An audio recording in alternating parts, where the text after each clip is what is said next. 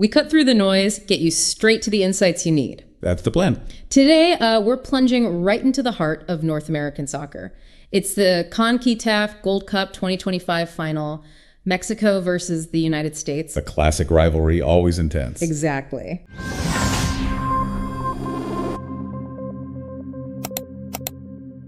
And our mission here is to really unpack this one where the atmosphere, the huge stakes, coaching moves, the whole drama.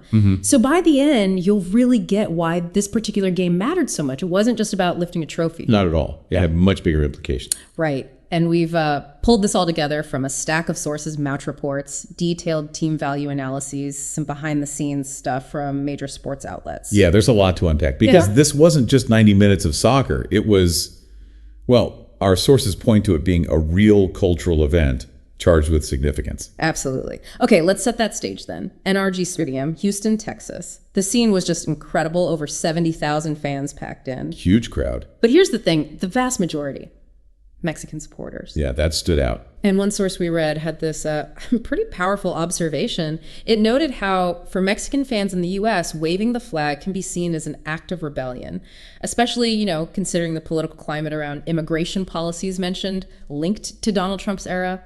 Maximum tension, they called it. That really puts it in perspective, doesn't it? Yeah. It's not just cheering for a team. No. It ties into identity, politics, sport. It all gets tangled up in this rivalry. It becomes this potent statement way beyond the pitch. Yeah. And speaking of stakes, for both teams co-hosting the 2026 World Cup, this final wasn't just for the Gold Cup itself. Right. Mauricio Pochettino, the U.S. coach, he basically said it flat out. This was the last opportunity of high competition before 2026, a chance to really feel the pressure, the stress. The pressure they'll face in 2027. Exactly. So yeah, it was a battle for pride for the rivalry, sure, but also for hegemony of the area, as one source put it. Who's top dog in CONCACAF leading into the World Cup? Okay, so if it's this critical test, how did the teams actually, stack up? Let's dig into the narratives, the rosters, because the sources show some big differences. Mexico, for instance, their market value, according to Transfermarkt, around 200 million euros. Compare that to the US, about 174 million. That's a gap. It is. And it tells a story, doesn't it? It's not just numbers. What does it tell us then about their approach here? Well, the reason cited for Mexico's higher value was pretty simple. The great stars of El Tri, the big names, they did want to play. They showed up for this tournament. Okay. And Coach Javier Aguirre, he was using this tournament quite deliberately as a laboratory of tests, bringing in young guys like 60-year-old Gilberto Mora, Marcel Ruiz, Mateo Chavez, alongside the stars, testing things out. Building depth for 2026, maybe? Seems like it. Boosting competitiveness long term. And then on the flip side, you have the United States, a very different story playing out there. Totally different, yeah. Our sources kept mentioning they were playing without their best plantel, their maximum figures. Pulisic, McKennie, Weah, Reyna, big names missing, opted for rest or club duties. Right. They weren't there. And that put a ton of pressure on Pochettino. Especially given those warm-up games. Oh, absolutely. A 0-4 loss to Switzerland, 1-2 against Turkey. Those results weren't good. And then you add the public disagreements he had with players like Pulisic. Yeah, I remember reading about that, him saying he wasn't a mannequin or something. Exactly. So you've got a coach maybe not seeing eye to eye with his top talent, relying on a younger, less experienced squad, facing their biggest rival in a final. Wow. Okay. That's a lot of pressure heading into the match itself. For sure. It definitely fueled the criticism around his management even before a ball was kicked in the final. Okay, so the whistle blows, explosive start, right? Immediately intense. And just like that, 3, maybe 4 minutes in, the U.S. scores. Chris Richards, header from a Sebastian Berhalter free kick. Bang! Early lead for the U.S. And that goal wasn't just, one in. It broke Mexico's incredible defensive run, 387 minutes without conceding in the tournament. Huge. Yeah, that's a long time. So suddenly Mexico are behind. That initial disadvantage, having to row against the current, as one source described it. How big a blow was that early goal? Psychologically, massive. Yeah. Especially after being so solid at the back. Yeah. But what was really interesting was Mexico's reaction. How so? They didn't crumble. They seemed to, get their composure back pretty quickly. Started dominating the ball, had almost double the possession in that first half. Really started pushing the U.S. back. Took control despite being down. Exactly. Dictating play. And that was key. And it paid off. Because around the 26th, 27th minute, Raul Jimenez, equalizer. Powerful left footer, assist from Marcel Ruiz. Brilliant strike. Great response from Mexico. But the celebration. Yep. That was something else entirely. Jimenez grabs the special Mexico jersey, Diogo Jota, and number 20 on the back, sits down on the grass, does this motion like he's playing Quinn Station, then looks up. Yep. Sources called it con-movingly emotional. What was happening there? That was powerful. It was a tribute to Diogo Jota, his former teammate at Wolves. Ah, okay. Jota and his brother had tragically passed away in a car accident recently.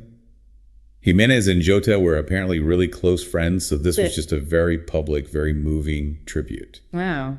In the middle of a Gold Cup final. Yeah. It really shows you, doesn't it, the human side of the game. These guys aren't just players. They carry these personal stories onto the pitch. A really poignant moment. Okay, so second half. Mexico keeps the intensity up. They did. They maintained that pressure. The U.S. seemed a bit more cautious, maybe trying to manage the game after being pulled back level. And then the decisive moment, around the 76th, 77th minute. Yep. Edson Alvarez, header for Mexico, came off a free kick, got a deflection off Johan Vasquez on the way in. So 2-1 Mexico. But it wasn't straightforward, was it? There was drama. Oh, yeah. The VAR drama. The flag went up initially, offside. Ah, okay. So disallowed at first. Right. But then VAR takes a look. Mm-hmm. And after review, they determined it was a good goal. So overturned. Goal stands. Huge swing. Must have been nerve-wracking. Yeah, absolutely. A real roller coaster moment in the match. And Alvarez, fittingly, was named MVP of the whole tournament later. Showed his importance. Okay, so Mexico takes the lead late. The final minutes must have been frantic. Totally frantic. 7 minutes of added time. Felt longer, probably. I bet. U.S. pushing hard for that equalizer. Desperately. And Mexico's keeper, Angel Malagon, he had to make a huge save late on. Denied Patrick Agyemang right near the end. Clinching save, basically. Pretty much secured the win. And you even saw Rafa Marquez, the auxiliary coach for Mexico, on the sidelines giving instructions, trying to manage the final chaotic moments. Wow. Just pure final whistle tension. Right to the very end. So let's pull back the bigger picture here. What does this win actually mean for Mexico? Well, first off, they're bicampeon back-to-back Gold Cup winners. Mm-hmm. This makes it their 10th title overall. 10 titles. That's the most, right? By far. The U.S. has 7. Canada has 1. So Mexico really extends their lead there. And crucially, in head-to-head Gold Cup finals against the U.S., Mexico now leads 6-2. That's a significant edge in the rivalry's biggest stage. It is. And this win, it felt like they were recovering the domain of its zone, as one analysis put it. Breaking that 6-year winless streak against the U.S. in official games, their last Gold Cup final win against the U.S. was back in 2019. Right. And didn't they win the Nations League recently, too? They did, earlier in the year. So yeah, this really cements their place back on top in CONCACAF right now, solidifying dominance. Okay. So what about the U.S. side of things? What are the takeaways for them? And specifically for Pochettino, this loss adds to a tough record for him in finals, doesn't it? It does. There's 5 losses now in 7 career finals for him as a coach. And you heard the sources mentioning the frustration, the more criticisms coming his way. Especially since he didn't have his star players. Exactly. That's the context. So the big question this raises, and it's one you have to ask, how does this impact the U.S. approach heading towards 2026?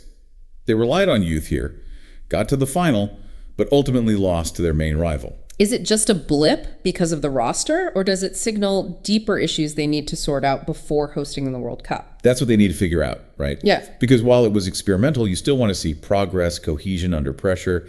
And this final, remember, it was a big test event. Yeah, you mentioned the big names there. Right. Gianni Infantino from FIFA, Victor Montigliani from CONCACAF, Mikel Arriola from Liga MX. They were all there watching. It underscored the significance. It was a chance to see how things looked under real competitive heat. And for the U.S., maybe it showed some areas needing urgent attention. Potentially, yes. Definitely things to work on before the biggest stage arrives on their home soil. Okay. So wrapping up this deep dive, we've certainly hit some key points. The market value gap showing different strategies. Mm-hmm. The roster philosophies. The whole cultural, political weight of the rivalry, making it more than just a game. The Jimenez tribute, such a human moment. Yeah, incredible.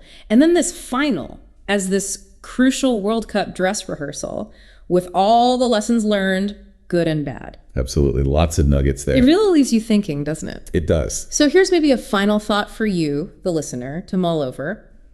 Mexico seems resurgent, reclaiming that regional dominance. The U.S. experimented, got valuable experience, but ultimately fell short in the final.